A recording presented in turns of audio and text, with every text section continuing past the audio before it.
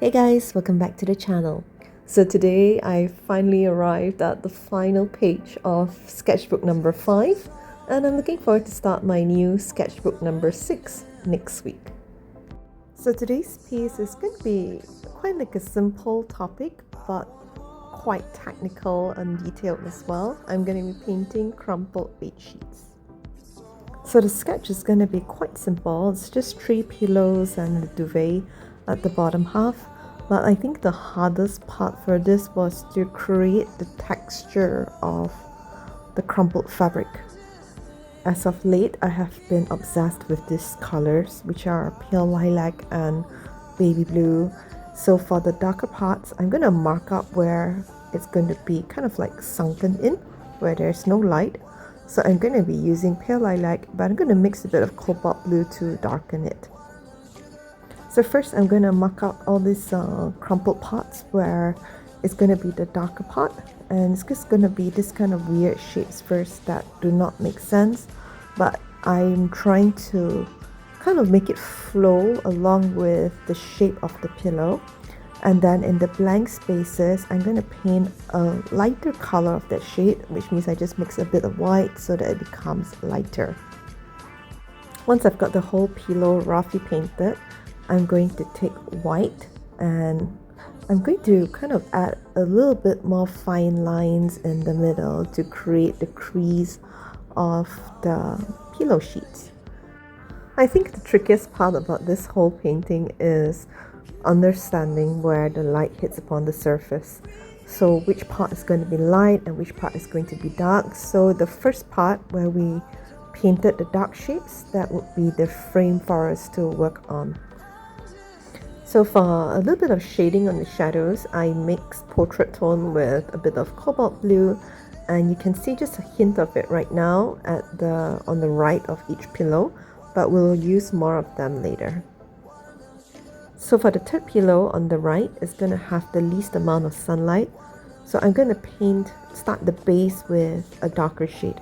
It's still the same color that I'm using, but I just mix more blue to make it a little bit more darker. Once I've painted the base, then I go in and I draw the creases with a bit of titanium white, but I use less white on this because it's furthest away from the sun or the source of light. Next, we're going to paint the bed sheets, and I'm going to start with the darker shade first.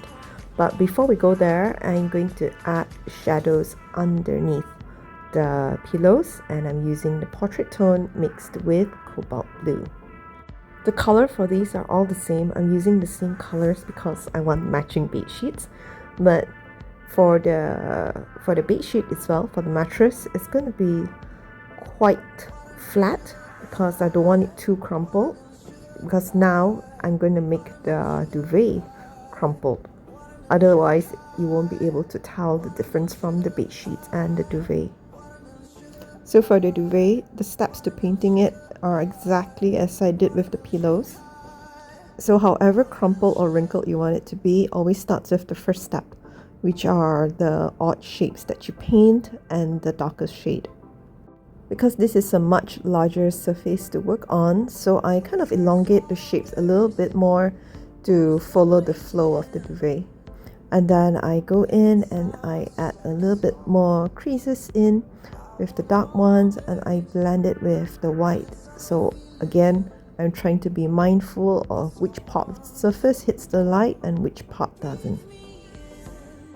When painting the white highlights, I make sure to blend it as well so it looks a bit more softer, and then when I want to add more white to make it stand out, only then I will go in for the second layer.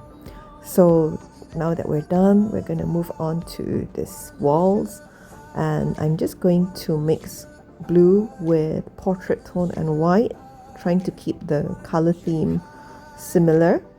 And then I just kind of like spread it in one color, not much shading or work is done on the walls.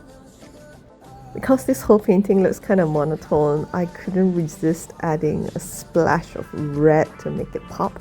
So this is a last minute addition. I'm going to draw like a heart-shaped fluffy pillow, and I paint it in crimson for the darker shade, and then I just kind of use the tip of a brush to create this furry little texture with scarlet and vermilion so that it pops. And then I just add a little bit of shading with the shadow and it is finished. I hope you guys like this painting. Thank you so much for watching and I hope to see you again in the next video. Goodbye!